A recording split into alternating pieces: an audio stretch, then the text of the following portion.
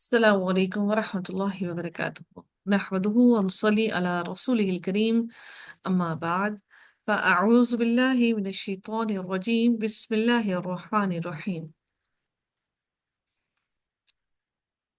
رب اشرح لي صدري ويسر لي أمري واحلل عقدة من لساني يفقه قولي. ربنا زدنا علما، اللهم فقهنا في الدين، اللهم انفعنا بما علمتنا وعلمنا ما ينفعنا وزدنا علما. آمین یا رب العالمین۔ آغاز ہوتا ہے ہمارا سورۃ الرعد کا، جو کہ مدنی سورہ ہے۔ قرآن کے اندر اس کا 13واں نمبر ہے، جبکہ نزول کے اعتبار سے اس کا 96 نمبر ہے، 96 آیات اس کی 43 ہیں اور رکوع اس کے 6 ہیں۔ جیسے کہ سورہ رعد مکی سورہ ہے، ہم ابھی تک جتنی بھی سورہ ہم نے مکی سورہ پڑھی، ہم نے دیکھا کہ ان سورہ کا آغاز ہم نے دیکھا کہ حروف مقطعات سے ہوتا ہے۔ ہم یہ بھی دیکھتے ہیں کہ اللہ تعالیٰ نے جو سورہ مکہ میں نازل فرمائی ہے، ان کے چیپٹرز اتنے زیادہ لینتھی نہیں ایز کمپیئر ٹو دا مدنی سوراز، کیونکہ اللہ تعالیٰ نے، اور ایک اور بات بھی ہم نے دیکھی کہ جو سورہ مکی سورہ ہے، اللہ تعالیٰ نے وہاں پر زیادہ تر جو خطاب کیا ہے، وہاں پر اللہ تعالیٰ نے تمام لوگوں کو بلا کر خطاب کیا، تمام لوگ، جن میں زیادہ تر وہاں پر مشرکین تھے، تو اس لیے اللہ تعالیٰ نے وہاں پر زیادہ تر مشرکین کو، یعنی کہ تمام لوگوں کو اللہ تعالیٰ نے خطاب کر کے ان کو پکارا ہے۔ اور ہم اس کے بعد یہ بھی دیکھتے ہیں کہ مکی سورج کے اندر اللہ تعالیٰ نے اپنے جاہ و جلال کا، اللہ تعالیٰ نے اپنے غصے کا، اپنے غضب کا، اور اللہ تعالیٰ نے جہنم کا ذکر ان میں زیادہ کیا گیا، تاکہ وہ لوگ ڈر جائیں اللہ تعالیٰ کے خوف سے، اس بت پرستی کو چھوڑ دیں۔ آغاز کرتے ہیں، بسم اللہ الرحمن الرحیم، الف لام میم را، تلک آیات الکتاب، یہ کتاب الہی کی آیات ہیں۔ کتاب الہی، سبحان اللہ، کہ اس کتاب کا آتھر میرا رب ہے۔ اس کتاب کا آتھر، ہماری دنیا میں کتنی کتابیں ہوتی ہیں اور ہر کتاب کا آتھر ہوتا ہے، اور اس کتاب کا رائٹر، اس کتاب کا آتھر جو ہے وہ میرا رب ہے۔ اللہ تعالیٰ فرماتے ہیں کہ یہ کتاب الہی کی آیات ہیں۔ والذی انزل الیک من ربک الحق، اللہ تعالیٰ فرماتے ہیں اور جو کچھ آپ کے رب کی جانب سے آپ پر نازل کیا گیا ہے، اے نبی، آپ کی طرف جو بھی نازل کیا گیا ہے وہ سب کا سب حق ہے، سچ ہے، حق پر مبنی ہے، جھوٹ کچھ نہیں ہے، لیکن اکثر لوگ اس پر ایمان نہیں لاتے۔ اب اللہ تعالیٰ اپنی ذات کے بارے میں بیان فرماتے ہیں کہ اس پر ایمان لانا تم لوگوں کے لیے کیوں ضروری ہے، حالانکہ وہ سارے کے سارے لوگ، وہ کافر، وہ مشرکین، سب چیزوں کو اپنی آنکھوں سے دیکھتے تھے، لیکن وہ پھر بھی اللہ تعالیٰ کی بتائی ہوئی تعلیمات پر، ان پر ایمان نہیں لاتے تھے۔ اللہ تعالیٰ اب اپنی ذات کے بارے میں پھر سے انٹروڈکشن دیتا ہے، پھر سے فرماتا ہے، اللہ الذي رفع السماوات بغير عمد ترونها ثم استوى على العرش وسخر الشمس والقمر۔ اللہ تعالیٰ ارشاد فرماتے ہیں، اللہ تعالیٰ وہ ذات ہے جس نے آسمانوں کو بغیر کسی ستون کے بلند کیا ہے۔ ہم جب بھی کسی چیز کو بلند کرتے ہیں، ہم چھتیں بناتے ہیں گھروں کی، تو ان کے لیے پلرز کو لگانا ضروری ہے۔ ہم بغیر بنیاد کے، بغیر پلرز کے کسی بھی چھت کو کھڑا نہیں کر سکتے، کبھی بھی ہم کسی بھی چھت کو ہوا میں نہیں کھڑا کر سکتے۔ تو اللہ تعالیٰ فرماتے ہیں کہ اللہ وہ ذات ہے جس نے آسمانوں کو بغیر کسی ستون کے بلند کیا، بغیر کسی پلر کے، بغیر کسی سہارے کے اس نے کھڑا کر دیا، تم انہیں دیکھتے ہو۔ پھر وہ اپنے عرش پر بلند ہوا اور اس نے سورج اور چاند کو مسخر کیا، ہر ایک مقررہ مدت کے لیے چل رہا ہے۔ اللہ تعالیٰ ہی سارے کام کی تدبیر کرتا ہے، وہ نشانیوں کو کھول کھول کر بیان کرتا ہے تاکہ تم اپنے رب کی ملاقات کا یقین کرو۔ اللہ تعالیٰ سے ملاقات کا یقین اگر آج حقیقت میں ہمارے دلوں میں پختہ ہوتا، پختگی سے راسخ ہوتا، تو یقین کیجئے ہم کوئی بھی گناہ نہ کرتے، ہم کوئی بد فعل نہ کرتے، ہم ہر معاملے میں، ہر چیز کے معاملے میں سوچ سمجھ کر اس کا خیال کرتے، ہر کام سوچ سمجھ کر کرتے۔ صرف یہ سوچئے کہ اگر کسی انسان کو معلوم ہو جائے کہ یہ بیماری ہے، اس سب کو چھوڑیے، جب ہم اپنی آنکھوں سے ہم نے دیکھا جیسے کرونا پھیلا، تو ہم سب نے تمام کی تمام احتیاطی تدابیر کی، ہر کام کیا کہ ہم سب اس کرونا وبا سے بچ جائیں۔ اسی طرح سے جس انسان کو اپنے رب سے ملاقات کا یقین ہوگا، تو اللہ تعالیٰ پر وہ مکمل یقین کے سب جب کوئی کام کرے گا تو وہ یقیناً اپنے عمل کو بہتر کرے گا۔ اللہ تعالیٰ پھر فرماتے ہیں، اللہ وہ ذات ہے جس نے زمین کو پھیلایا، یعنی کہ اسپریڈ کر دیا، زمین کو پھیلا دیا۔ اس کا مطلب یہ بہت اہم ہے کہ زمین کو اللہ تعالیٰ نے ہم سب کے لیے پھیلا دیا، تاکہ ہم اس زمین میں سے جہاں جہاں سے چاہیں ہم رزق کو حاصل کر لیں۔ اللہ تعالیٰ نے ہمیں زمین کی وسعت عطا کی، زمین کو پھیلا دیا، اور اس میں پہاڑ اور دریا بنائے، اور اس میں ہر طرح کے پھل، پھل سے ایک ایک جوڑا اور دو دو قسم کا بنایا۔ وہی رات کو دن پر اوڑھتا، اور وہی رات کو دن پر اڑا دیتا ہے۔ یعنی کہ جس طرح سے چادر کو اڑا دی جاتی ہے نا کسی پر، تو اب جب چادر کو اڑا دیتی ہے تو وہ پوری طرح سے اس کو اپنے اندر سمیٹ لیتا ہے۔ اللہ تعالیٰ نے کتنی خوبصورت کام کیا کہ اللہ تعالیٰ جب رات کو لانا چاہتا ہے، تو اللہ تعالیٰ رات کو دن پر اڑا دیتا ہے کہ وہ رات دن کو پوری طرح سے اپنے اندر سمیٹ لیتی ہے، اور دن کو پوری طرح چھپا دیتی ہے۔ میرے رب نے ہم عورتوں کو بھی یہی کہا کہ اپنے اوپر اوڑھنیاں اوڑھ لو، اپنے حسن کو، اپنی خوبصورتی کو چھپا لو۔ اور اوڑھنی کو اوڑھنے کا مطلب یہی ہے، جس طرح سے رات دن کو اوڑھ لیتی ہے اپنے اندر، اپنے اوڑھ کر رات اوپر اس پہ چڑھ کر، اور دن کو اپنے اندر چھپا لیتی ہے۔ تو اوڑھنی کا اوڑھنا بھی بالکل ایسے ہی ہونا چاہیے کہ ہم جب اوڑھنی اوڑھیں تو ہمارا سب کچھ اس کے اندر چھپ جائے۔ بلا شبہ ان لوگوں کے لیے اس میں نشانیاں ہیں جو غور و فکر کرتے ہیں۔ اللہ تعالیٰ پھر فرماتے ہیں کہ وَفِي الْأَرْضِ قِطَعٌ مُتَجَاوِرَاتٌ وَجَنَّاتٌ مِّنْ أَعْنَابٍ وَزَرْعٌ وَنَخِيلٌ صِنْوَانٌ وَغَيْرُ صِنْوَانٍ۔ اب اللہ تعالیٰ ان باغوں کو بھی بیان کرتے ہیں کہ وہ باغ کس کس قسم کے میرے رب نے بنائے۔ اللہ تعالیٰ نے کوئی ایک چیز اس کائنات کی نہیں چھوڑی جس کو اللہ نے اس قرآن میں بیان نہ کیا ہو۔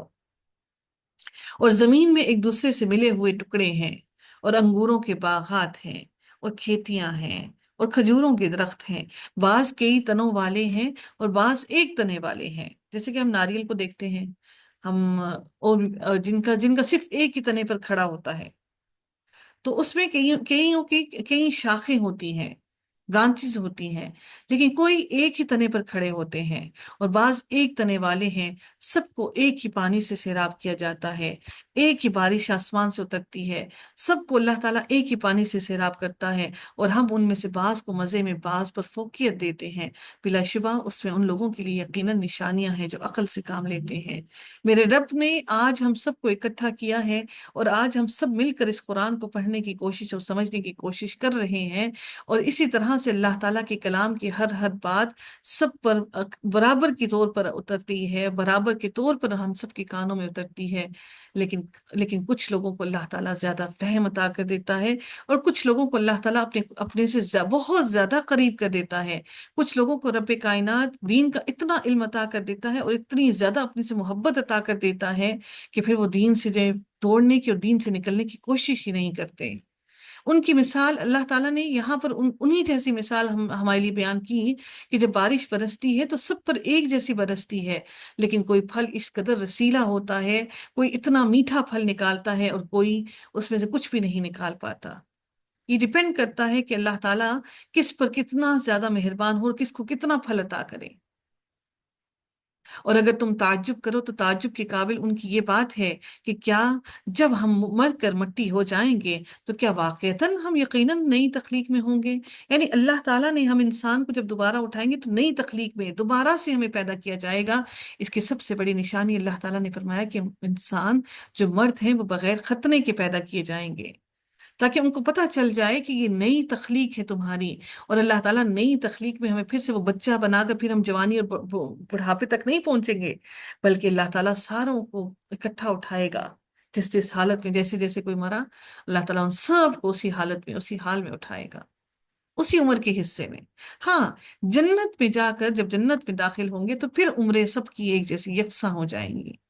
یہ وہ لوگ ہیں جنہوں نے اپنے رب کا کفر کیا، اور یہی وہ لوگ ہیں جن کی گردنوں میں طوق ہوں گے۔ جیسے آپ نے دیکھا بیڑیاں ڈالی ہوئی ہوتی ہیں جب کسی کو، تو وہ بیڑی جو ہوتی ہے وہ گلے میں ایک راؤنڈ کر کے اس کی ڈال دی جاتی ہے۔ اور آپ لوگوں نے یہ بھی دیکھا ہوگا، اگر کسی نے دیکھا ہو جو چائنیز اپنے گلوں کے اندر وہ اپنی نیکس کے اندر ایک لمبی سا وہ لوہے کی طرح رنگز ڈالنا شروع کر دیتے ہیں، تاکہ ان کی گردن بالکل سیدھی رہے، نہ وہ دائیں دیکھ سکیں نہ وہ بائیں دیکھ سکیں۔ بس وہ سیدھا دیکھ سکے نہ وہ پیچھے مڑ سکے، اور سب سے اہم بات کہ وہ آرام نہ کر سکیں۔ تو اللہ تعالیٰ نے یہ مثالیں ہم لوگوں کے اندر، ہماری دنیا کے اندر بھی ہمیں دکھانے کے لیے چھوڑ دی، تاکہ ہم دنیا میں دیکھ لیں کہ یہ توق دنیا کے بنائے ہوئے تم لوگ ڈال رہے ہو، تو اللہ تعالیٰ پھر جب یہ توق بنائے گا تو وہ کیسے ہوگا۔ اگر کوئی کسی کے زمین کا 1 انچ کے برابر بھی ٹکڑا کسی کا غبن کرتا ہے، تو وہ ساری زمین کے 7 تہیں اللہ تعالیٰ اس کی گردن میں توق بنا کر اس کی ڈال دے گا۔ ہم کس طرح سے پھر اپنی اولاد کا حصہ کھا جاتے ہیں؟ تو کیا ہم وہ وزن اٹھانے کے قابل ہیں؟ اور اللہ تعالیٰ فرماتی ہیں اور یہی آگ والے ہیں، وہ اس میں ہمیشہ رہنے والے ہیں، ان کو گھسیٹ کر جہنم کی طرف لے کے جایا جائے گا، اور وہ بھلائی سے پہلے برائی کو جلدی مانگتے ہیں۔ یعنی کہ جب وہ، حالانکہ انسان کو بھلائی مانگنے میں جلدی کرنی چاہیے، لیکن انسان اپنی برائی کو بھی جلدی مانگتا ہے، بار بار اللہ سے عذاب مانگتا ہے۔ ہم وہ بدبخت ہیں جو بار بار موت کو مانگتے ہیں۔ ہمیں نہیں معلوم کیا کہ اللہ تعالیٰ نے ابھی ہمیں وقت دیا ہے کہ ہم اللہ کی عبادت کر سکیں، اس کی طرف پلٹ سکیں، حالانکہ ان سے پہلے بے شک بہت سی عبرتناک سزائیں گزر چکی، اور یقیناً آپ کا رب لوگوں کے لیے ان کے ظلم کے باوجود بڑی بخشش کرنے والا ہے، اور یقیناً آپ کا رب بلا شبہ بہت سخت سزا دینے والا بھی ہے۔ اور جن لوگوں نے کفر کیا وہ کہتے ہیں کہ اس پر اس کے رب کی جانب سے کوئی معجزہ نہیں اتارا گیا، بلا شبہ آپ تو محض خبردار کر دینے والے ہیں، اور ہر قوم کے لیے ایک رہنما ہے۔ اللہ تعالیٰ نے ہر قوم کے لیے ایک رہنما بھیج دیا۔ اب اللہ تعالیٰ کوئی نبی نہیں بھیجے گا، اب اللہ تعالیٰ نے کوئی نبی نہیں بھیجنا۔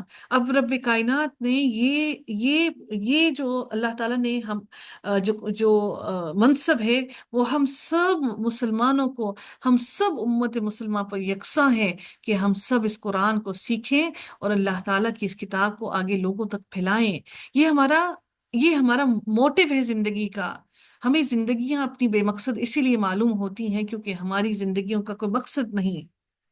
پیسہ کمانا، ایمان والے کا صرف اور صرف پیسہ کمانا، اور پیسہ کما کر زندگی کو اس طرح بسر کرنا، ہم مسلمانوں کی زندگی کا مقصد ہرگز نہیں ہے۔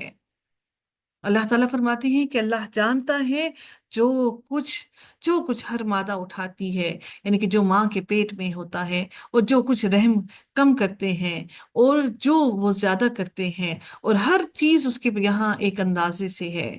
جون سا حمل ضائع ہو جاتا ہے اللہ اس کو بھی جانتا ہے، جو تکمیل تک پہنچتا ہے اللہ اس کو بھی جانتا ہے۔ ہم میں سے کتنی ہی مائیں ہیں، اگر ان کا خدا نخواستہ اللہ نہ کرے کبھی مسکیریج ہو جائے یا ایبورشن ہو جائے، تو وہ خواتین جو ہوتی ہیں، پتہ نہیں کس کو وہ اس کا اس کا ذمہ دار ٹھہراتی ہیں، کبھی شوہر کو، کبھی بھی اپنی ساس کو، کبھی اپنی نندوں کو، کبھی اپنی ٹریولنگ کو، کہ ایسا کیا تو اسی وجہ سے یہ سب کچھ ہوا۔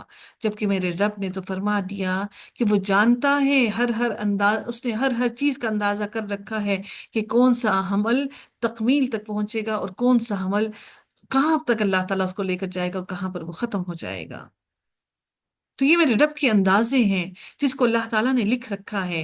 عالم الغیب والشہادت الکبیر المتعال، اللہ تعالیٰ ارشاد فرماتے ہیں وہ پوشیدہ اور ظاہر کو جاننے والا اور بہت بڑا اور نہایت بلند ہے۔ اس کے لیے برابر ہے کہ جو چھپا کر بات کرے اور جو اس کو بلند آواز سے کرے، اور وہ جو رات کو چھپنے والا ہے اور دن میں چلنے والا ہے۔ اس شخص کے لیے اس کے آگے سے، اس کے پیچھے سے باری باری آنے والے کئی پہرہ دار ہیں جو اللہ تعالیٰ کے حکم سے اس کی حفاظت کرتے ہیں۔ بے شک اللہ تعالیٰ نہیں بدلتا جو کسی قوم میں ہے، یہاں تک کہ وہ بدل دیں جو ان کے دلوں میں ہے۔ اور جب اللہ تعالیٰ کسی قوم سے برائی کا ارادہ کرتا ہے تو کوئی اس کو ہٹانے والا نہیں ہوتا، اور نہ ہی اللہ تعالیٰ کے سوا ان کے لیے کوئی مددگار ہے۔ میں ایک چھوٹی سی مثال آپ کو بیان کرنا چاہوں گی کہ آج کل رمضان کا مہینہ ہے، تو بدقسمتی سے ہمارے ملک کے اندر وہ لوگ، ایسا نہیں ہے کہ یہ چیزیں پیداوار ہمارے ملک کی ختم ہو گئی ہے، لیکن چونکہ اب سب کو معلوم ہے لوگ روزے رکھیں گے تو وہ اپنی انرجی کے لیے کچھ نہ کچھ فروٹ لیں گے۔ اب میں آپ کو صرف یہ بتانا چاہوں گی کہ اس وقت جو مارکیٹ کے اندر جو بناناز مل رہے ہیں، آپ صرف اور صرف 3 سینٹی میٹر، اس کو حقیقت میں وہ 3 سینٹی میٹر بنانا ہے اور وہ 250 روپے درجن ہے۔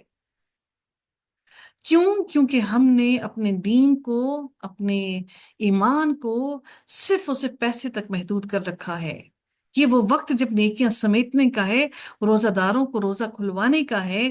ہم ہر طرح سے منافع اکٹھا کرنا چاہتے ہیں، سب سے گھٹیا ترین کپڑا، سب سے گھٹیا ترین چیز ہم رمضان میں نکال لیتے ہیں، چلو چلیں یہ نکل جائے گا، یہاں دنیا سے تو نکل جائے گا، آخرت میں کیا کریں گے؟ پھر وہ برکتیں ختم ہو جاتی ہیں، کیونکہ اب ہمارے دلوں میں خوف نہیں رہا، جو تھوڑا بہت خوف تھا وہ سب خوف ختم ہو گیا۔ تو پھر اللہ تعالی ہم پر ایسے حکمران کیوں نہ مسلط کرے؟ تو کوئی اس کو ہٹانے والا نہیں ہوتا۔ اللہ تعالیٰ فرماتے ہیں کہ جب کوئی قوم اپنی، جب خود قوم میں برائی پوری طرح سے پھیل جاتی ہے تو اللہ تعالیٰ تو کسی قوم کو ایسے تباہ نہیں کرتا جب تک قوم پوری طرح سے اس برائی کے اندر ڈوب نہ جائے۔ وہی ہے جو تمہیں خوف اور امید کے لیے بجلی دکھاتا ہے، یعنی یہ جو بجلی کا کڑکنا چمکنا ہے، یہ تمہیں خوف بھی دیتا ہے، اور ایک طرح سے خوف ہے کہ ہو سکتا ہے کہ اس سے وہ بارش برسے جو ہم سب کو تباہ و برباد کر دے، اور امید یہ ہے کہ ہو سکتا ہے اس سے اچھی بارش برسے جو ہماری پیداوار کو، ہماری فصلوں کو فائدہ دے۔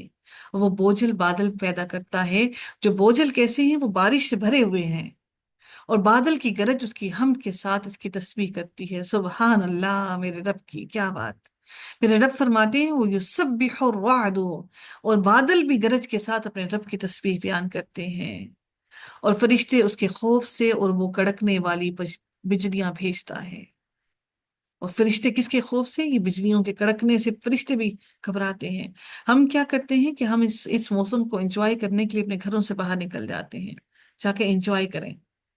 یہ نہیں دیکھتے کہ اللہ تعالیٰ سے یہ دعا مانگے کہ اللہ تعالیٰ اس بارش کو ہمارے لیے رحمت کی بارش بنائے، زحمت کی، اور اللہ تعالیٰ ہمارے لیے اس کو اپنا عذاب نہ بنا دے۔ اور وہ کڑکنے والی بجلیاں بھیجتا ہے، پھر جس پر چاہتا ہے انہیں گرا دیتا ہے، اور وہ اللہ تعالیٰ کے بارے میں جھگڑ رہے ہوتے ہیں، اور وہ بہت سخت قوت والا ہے۔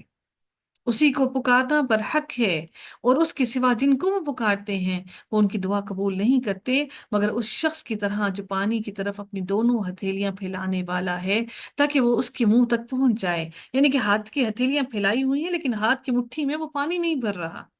بالکل ایسے ہی جیسے آج آپ لوگ دیکھتے ہیں کہ گروپ کے اندر کتنے لوگ شامل ہو جاتے ہیں، صرف شامل ہو جانے سے اور صرف اس میں ایڈ ہو جانے سے اپنے آپ کو صرف اور صرف، ہم رمضان کے اندر جب اتنے اسلامک گروپس میں انٹر ہو جاتے ہیں تو ہم ان سے ہدایت، ہم ان سے نہیں سیکھ پاتے۔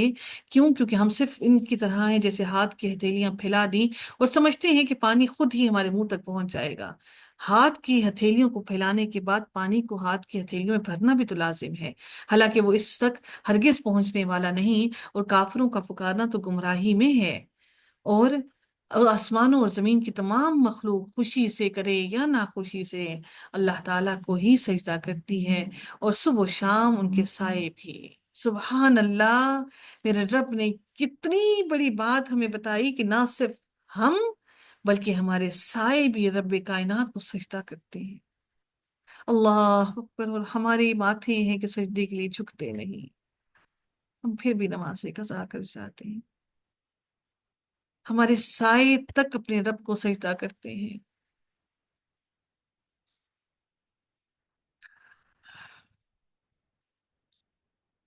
آپ پوچھیں آسمانوں اور زمین کا رب کون ہے؟ کہہ دو اللہ تعالیٰ ہی ہے۔ آپ کہہ دیں کیا پھر بھی تم نے اس کے سوا کچھ کارساز بنا رکھے ہیں جو اپنی ذات کے لیے نفع اور نقصان کا بھی اختیار نہیں رکھتے؟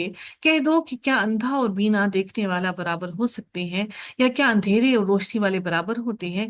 یا انہوں نے اللہ کے شریک بنائے ہیں جنہوں نے اللہ تعالیٰ کے پیدا کرنے کی مانند پیدا کیا؟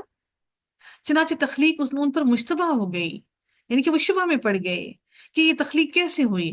آپ کہہ دو اللہ تعالیٰ ہی تمام اشیاء کا خالق ہے، اور وہی ایک ہے، نہایت زبردست ہے۔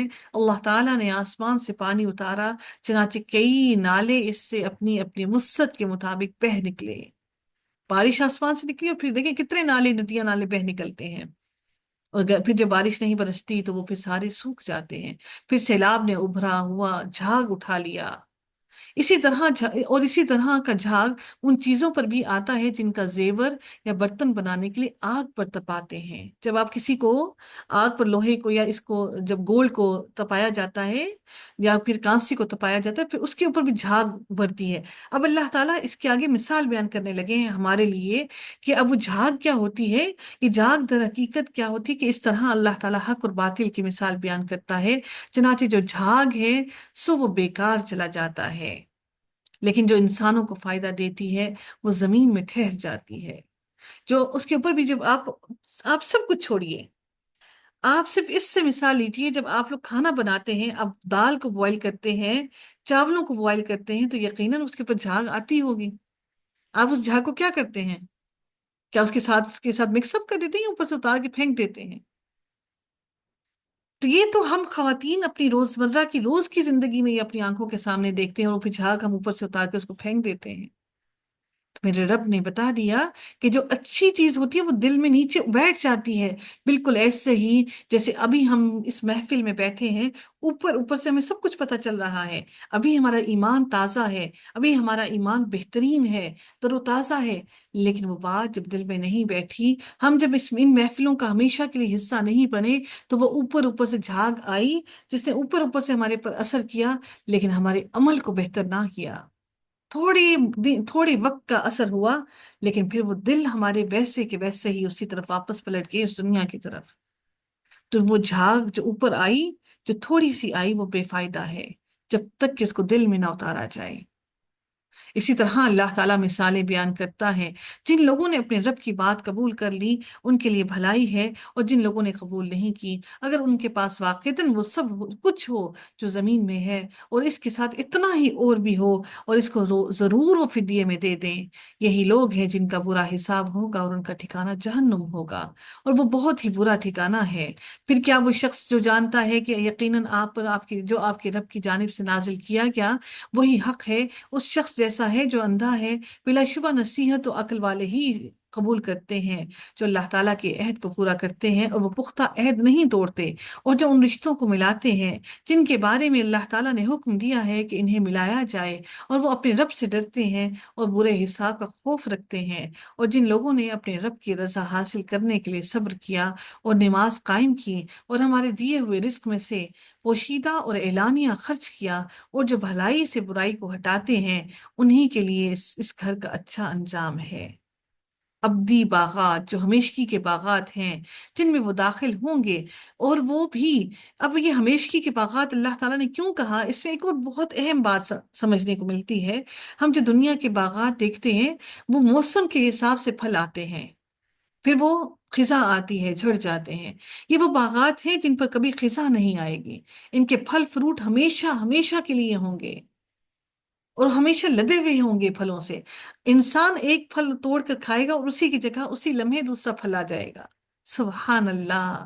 ہم پھر کیوں نہ ان باغات کی اللہ سے تمنا کریں کہ اللہ تعالیٰ ہمیں وہ زندگی عطا کرے، وہ باغات ہمیں بھی عطا کرے، ہمیں بھی اپنے اہل و عیال کے ساتھ وہاں داخل کرے، تاکہ ہم سارے ایمان والے ایمان کے ساتھی مل کر ان جنتوں کے باغوں میں داخل ہو سکیں، جن میں وہ داخل ہوں گے. اور وہ بھی جو ان کے آباء و اجداد اور ان کی بیویوں اور ان کی اولادوں میں سے نیک ہوئے. اور فرشتے ہر دروازے سے ان کے پاس آئیں گے، سارے دروازے کھول دیے جائیں گے، آؤ داخل ہو جاؤ. سلام علیکم، تم پر سلام ہو، بیما صبرتم فنعم عقبی الدار. اللہ تعالیٰ فرماتے ہیں کہ تم پر سلام ہو اس کے بدلے جو تم نے صبر کیا، سو کتنا ہی اچھا ہے اس صبر کا انجام، اس کا گھر کا انجام. اور جو لوگ اللہ تعالیٰ کے عہد کو اس کی پختگی کے بعد توڑ دیتے ہیں اور وہ اس کو کاٹ ڈالتے ہیں جن کے بارے میں اللہ تعالیٰ نے حکم دیا ہے کہ انہیں ملایا جائے، اور زمین میں فساد کرتے ہیں، یہی لوگ ہیں کہ ان کے لیے لعنت ہے اور ان کے لیے گھر کی خرابی ہے. اللہ تعالیٰ جس کے لیے چاہتا ہے رزق فراخ کرتا ہے، اور جس کو چاہتا ہے تنگ کر دیتا ہے، اور وہ دنیا کی زندگی پر ہی خوش ہو گئے، حالانکہ آخرت کے مقابلے میں دنیا کی زندگی تھوڑے سے سامان کے سوا کچھ نہیں. اور جن لوگوں نے کفر کیا وہ کہتے ہیں اس کے رب کی طرف سے کوئی معجزہ اس پر کیوں نہیں اتارا گیا؟ آپ فرما دیں بے شک اللہ تعالیٰ جس کو چاہتا ہے گمراہ کرتا ہے، اور جو رجوع کرے وہ اسے ہی اپنی طرف راہ دکھاتا ہے۔ جو لوگ ایمان لائے اور ان کے دل اللہ تعالیٰ کی یاد سے اطمینان پاتے ہیں، سن لو، اللہ تعالیٰ کی یاد ہی سے دل اطمینان پاتے ہیں، اور کوئی چیز نہیں جو ہمارے دلوں کو اطمینان دے سکے، سکون دے سکے۔ ہم کہاں پر سکون حاصل کرنا چاہتے ہیں؟ الا بذکر اللہ تطمئن القلوب، کہ دلوں کو تو سکون اور اطمینان اللہ کا ذکر دیتا ہے۔ اگر ہمارے دل بے چینی میں مبتلا ہیں تو یقیناً ہمیں مزید اللہ کے ذکر کی ضرورت ہے۔ جو لوگ ایمان لائے اور انہوں نے نیک عمل کیے ان کے لیے راحت اور فرحت ہے اور اچھا ٹھکانہ ہے۔ اسی طرح ہم نے آپ کو ایسی امت میں رسول بنا کر بھیجا، یقیناً اس سے پہلے کئی قومیں گزر چکی ہیں، تاکہ آپ لوگوں کو وہ پڑھ کر سنائیں جو ہم نے آپ کی طرف وحی کی ہے۔ اب دیکھیں یہ جو سننا ہے قرآن کا، یہاں سے ایک بات یہ بھی سمجھ میں آتی ہے کہ یہ بھی ایک سنت ہے۔ قرآن کو سننا بھی ایک سنت ہے۔ ہم تلاوت کرتے بھی ہیں اور تلاوت کو سننا بھی ایک سنت ہے۔ ہم نے آپ کی طرف وحی کی ہے اور وہ رحمان کے ساتھ کفر کرتے ہیں۔ دیکھیے نبی کریم صلی اللہ علیہ وسلم بھی حضرت جبرائیل علیہ السلام کو سنتے تھے۔ اس سے ایک اور بہت اہم پہلو سمجھنے کو ملتا ہے کہ جب ہم اپنے استاذہ سے سنتے ہیں تو ہمیں سن کر بھی بہت کچھ سیکھنے کو ملتا ہے۔ آپ کہتے ہیں وہی میرا رب ہے، اس کے سوا کوئی معبود نہیں، اسی پر میں نے بھروسہ کیا اور اسی کی طرف میرا لوٹنا ہے۔ اور اگر واقعتاً قرآن ایسا ہوتا جس کے ساتھ پہاڑ چلا دیے جاتے، کہ قرآن پڑھ رہا ہو، قرآن ہوتا اور اس کے ساتھ ساتھ پہاڑ چل رہے ہوتے، یا جس کے ساتھ زمین ٹکڑے کر دی جاتی، یا اس کے ساتھ مردوں سے کلام کیا جاتا، بلکہ سارے کا سارا کام اللہ تعالیٰ ہی کے اختیار میں ہے، تو کیا جو لوگ ایمان لائے ہیں مایوس نہیں ہو گئے کہ اللہ تعالیٰ چاہتا تو سب انسانوں کو ہدایت دے دیتا، اور جن لوگوں نے کفر کیا ان کا ہمیشہ یہی حال رہے گا کہ ان کے اعمال کی وجہ سے ان پر کوئی نہ کوئی آفت آتی ہی رہے گی، یا ان کے گھر کے قریب کہیں نازل ہوتی رہے گی، یہاں تک کہ اللہ تعالیٰ کا وعدہ آ جائے۔ بلا شبہ یقیناً اللہ تعالیٰ اپنے وعدے کے خلاف ورزی نہیں کرتا۔ اور آپ سے پہلے بھی کئی رسولوں کا مذاق اڑایا گیا، تو میں نے ان کو مہلت دی جنہوں نے کفر کیا، پھر میں نے انہیں آ پکڑا، تو کیسا تھا میرا عذاب؟ اللہ تعالیٰ اب پوچھ رہے ہیں کیسی تھی میری پکڑ؟ تو کیا وہ جو نگران ہے ہر جان پر، جو اس نے کمایا، کوئی دوسرا اس کا شریک ہو سکتا ہے؟ اور انہوں نے اللہ تعالیٰ کے کچھ شریک بنا لیے ہیں۔ آپ کہہ دیں تم ان کا نام پکارو، یا تم اللہ تعالیٰ کو اس بات کی خبر دیتے کیا تم اللہ تعالیٰ کو یا تم اللہ تعالیٰ کو اس بات کی خبر دیتے ہو جس کو وہ زمین میں جانتا ہی نہیں ہے؟ یعنی تم نے جو شریک بنا لیے، تم اللہ تعالیٰ کو بتا رہے ہو کہ یہ اللہ کے ساتھ شریک ہے، اس کی ملکیت میں، اس کی وحدانیت میں، اس کی عرش میں اور اس کی کائنات میں؟ یا تم اللہ تعالیٰ کو خبر دیتے ہو جس کو اللہ تعالیٰ جانتا ہی نہیں؟ تم یہ سمجھتے ہو کہ نعوذ باللہ اللہ بے خبر ہے؟ ہم جن جن کو اپنی ولی بنا کر، اپنی اولیاء بنا کر ہم ان سے مانگنے چلے جاتے ہیں، اور ہم کہ یہ سمجھتے ہیں یہ پیر فقیر ہمارے لیے ذریعہ باعث نجات بنیں گے، تو کیا ہم اس بات سے ہم یہ سمجھتے ہیں کہ ہم اللہ تعالیٰ کو نعوذ باللہ بے خبر سمجھتے ہیں کہ اللہ تعالیٰ ہماری بات کو نہیں سمجھ رہا، اور ہم ان لوگوں کو وسیلہ بنا کر اللہ تعالیٰ تک بات پہنچا رہے ہیں؟ نعوذ باللہ، کیا اللہ تعالیٰ کا ہم پر اللہ کی نظر نہیں ہے؟ کتنی ایک چیز کو اگر سمجھنے کو ہم بیٹھ جائیں، ایک آیت کو سمجھنے کو بیٹھ جائیں، تو یقیناً یہ زندگی بہت کم ہے، زندگی کے لمحات کم، اور اللہ کی ہمارے اوپر ذمہ داریاں بہت زیادہ ہیں۔ یہ لمحے 24 گھنٹے بہت کم لگتے ہیں۔ میرا تو دل کرتا ہے یہ لمحے 24 گھنٹوں سے کئی گنا زیادہ ہوتے کہ تاکہ ہم مزید اس پہ کچھ کر سکتے ہوتے۔ یہ لمحے کم لگتے ہیں، یا یہ ظاہری باتوں میں سے ہیں، بلکہ جن لوگوں نے کفر کیا ان کی مکاریاں ان کے لیے خوشنما بنا دی گئی ہیں، اور وہ سیدھے راستے سے روک دیے گئے۔ اور جسے اللہ تعالیٰ گمراہ کر دیتا ہے پھر اسے کوئی راہ دکھانے والا نہیں۔ ان کے لیے دنیا کی زندگی میں عذاب ہے، اور یقیناً آخرت کا عذاب اس سے بھی زیادہ سخت ہے، اور انہیں اللہ تعالیٰ سے بچانے والا کوئی نہیں۔ جنت کی مثال جس کا متقیوں سے وعدہ کیا گیا ہے، صرف متقیوں سے، جو تقوی اختیار کرتے ہیں، جن کے دل تقوی سے، خشیت سے اللہ تعالیٰ کے جھکے ہوئے ہیں، یہ جنت صرف ان کے لیے ہے۔ اب ان کی نیچے نہریں بہہ رہی ہیں، اور اس کا پھل اور اس کا سایہ دائمی ہے، ہمیشہ کے لیے دائمی ہے۔ دھوپ نہیں دیکھیں گے جنت میں، یعنی وہ دھوپ کی کڑکتی اور دھوپ کی سختی نہیں دیکھیں گے۔ یہ ان لوگوں کا انجام ہے جو متقی بنے، اور کافروں کا انجام آگ ہے۔ اور جن کو ہم نے اس سے پہلے کتاب دی تھی وہ اس پر خوش ہوتے ہیں جو آپ پر اتارا گیا ہے، اور ان گروہوں میں ایسے بھی ہیں جو اس کے بعض حصے کا انکار کرتے ہیں۔ اے نبی آپ کہہ دیں، مجھے تو یہی حکم دیا گیا ہے کہ میں اللہ تعالیٰ کی عبادت کروں اور اس کے ساتھ شریک نہ بناؤں۔ میں اس کی طرف دعوت دیتا ہوں اور اسی کی طرف میرا لوٹنا ہے، اور اسی طرح ہم نے اس کو ایک عربی فرمان بنا کر آپ پر نازل کیا، اور یقیناً اگر اپنے پاس علم آ جانے کے بعد بھی آپ نے ان کی خواہشات کی پیروی کی، تو اللہ تعالیٰ کے مقابلے میں آپ کے لیے نہ کوئی دوست ہوگا اور نہ ہی کوئی بچانے والا ہوگا۔ اور بلا شبہ یقیناً ہم نے آپ سے پہلے بھی بہت سے رسول بھیجے، اور ہم نے ان کی بیویاں اور اولادیں بنائی تھیں، اور کئی رسول کے، اور کسی رسول کے لیے ممکن نہیں تھا کہ وہ اللہ تعالیٰ کی اجازت کے بغیر کوئی معجزہ لے آتا۔ ہر وقت کے لیے ایک کتاب ہے، اللہ تعالیٰ نے ہر ایک کو ایک کتاب کے ساتھ بھیجا۔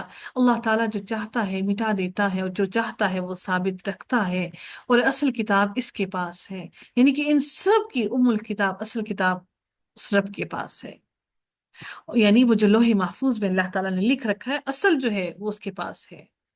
اور جس کی ہم انہیں دھمکی دے رہے ہیں، یہ سارے اس اصل کتاب میں سے حصے نکال نکال کے اللہ نے ہماری طرف بھیجے۔ اور جس کی ہم انہیں دھمکی دے رہے ہیں، اگر اس کا کچھ حصہ ہم آپ کو دکھا دیں یا واقعتاً ہم آپ کو اٹھا لیں، تو بلا شبہ آپ کے ذمے صرف پہنچا دینا ہے اور ہمارے ذمے حساب لینا ہے۔ اللہ تعالیٰ کے ذمے ہم سب کا حساب لینا ہے۔ ہمارے تک قرآن پہنچ گیا، اب اللہ کے ذمے ہمارا صرف حساب لینا ہے۔ ہدایت مل گئی، ہمارے پاس ہدایت آ گئی، اب خود ہم پر ہے کہ ہم اس روشنی کو حاصل کرتے ہیں یا اپنی آنکھیں بند کر لیتے ہیں۔ اور کیا انہوں نے دیکھا نہیں کہ بلا شبہ ہم زمین کو اس کے کناروں سے کم کرتے آئے ہیں، اور اللہ تعالیٰ فیصلے کرتا ہے۔ یعنی کہ زمین کو اللہ تعالیٰ نے کناروں سے کم کرنے کا مطلب کیا ہے؟ کہ اللہ تعالیٰ نے کافروں کے لیے زمین کو تنگ کر دیا، اور اس کے فیصلے پر نظر ثانی کرنے والا کوئی نہیں، اور وہی بہت جلد حساب لینے والا ہے۔ اور بلا شبہ وہ لوگ بھی تدبیریں کر چکے ہیں جو ان سے پہلے تھے، سو اصل تدبیر ساری کی ساری اللہ تعالیٰ کے پاس ہی ہے۔ وہ جانتا ہے جو بھی ہر شخص کماتا ہے، اور جلد ہی کافر جان لیں گے کہ کس کے لیے اس گھر کا اچھا انجام ہے۔ اور کافر کہتے ہیں کہ آپ رسول نہیں ہیں، کہہ دو کہ میرے اور تمہارے درمیان اللہ تعالیٰ ہی کی گواہی دینے والا وہ کافی ہے، اور وہ جس کے پاس کتاب کا علم ہے، یعنی جس کے پاس کتاب کا علم ہے، وہی رب ہی کافی ہے جو میرے اور تمہارے درمیان میں اس کی گواہی دے دے کہ کون حق پر ہے اور کون سچ پر ہے۔ سورہ ابراہیم کا آغاز ہوتا ہے جو کہ مکی سورہ ہے، اور اس کی 52 آیات ہیں اور 7 رکوع ہیں۔ قرآن میں 14واں نمبر ہے، اور نزول کے اعتبار سے یہ 72 نمبر پر ہے۔ بسم اللہ الرحمن الرحیم۔ ہم نے پھر سے دیکھا کہ یہ صورت بھی مکی ہے، اور پھر یہ بھی حروف مقطعات سے آغاز ہوتا ہے اس کا، اور پھر اللہ تعالیٰ اس کے بعد پھر اپنی کتاب کے بارے میں فرماتے ہیں، الف لام را، یہ ایک کتاب ہے جس کو ہم نے آپ کی طرف اے نبی نازل کیا ہے تاکہ آپ لوگوں کو ان کے رب کے حکم سے اندھیروں سے نکال کر روشنی کی طرف لائیں، اس کے راستے کی طرف جو سب پر غالب بے حد تعریف والا ہے، اس کے راستے پر لے آئیں اس کتاب کی سبب، اس کتاب کی مدد سے۔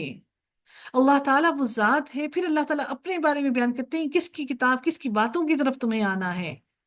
اللہ وہ ذات ہے جو آسمانوں میں ہے اور جو زمین میں ہے، سب اسی کا ہے، اور کافروں کے لیے سخت عذاب کی وجہ سے تباہی ہے۔ جو لوگ آخرت کے مقابلے میں دنیا کی زندگی کو پسند کرتے ہیں اور اللہ تعالیٰ کے راستے سے روک دیتے ہیں اور اس میں کجی تلاش کرتے ہیں، وہی دور کی گمراہی میں ہیں۔ اور ہم نے ہر رسول اس کی قوم کی زبان میں ہی بھیجا تاکہ وہ ان کے لیے کھول کھول کر بیان کر دے۔ پھر اللہ تعالیٰ جسے چاہتا ہے گمراہ کر دیتا ہے، اور پھر وہ جسے چاہتا ہے ہدایت دے دیتا ہے اپنے الفاظ سے، اپنی ہدایت سے، اپنے نور سے، اور وہی سب پر غالب کمال حکمت والا ہے۔ اور بلا شبہ یقیناً ہم نے موسیٰ کو اپنی نشانیاں دے کر بھیجا کہ اپنی قوم کو اندھیروں سے، گمراہی سے روشنی کی طرف نکال لاؤ، اور انہیں اللہ تعالیٰ کے دنوں کی یاد دلاؤ۔ یقیناً اس میں ہر اس شخص کے لیے نشانیاں ہیں جو بہت صبر کرنے والا اور بہت شکر کرنے والا ہے۔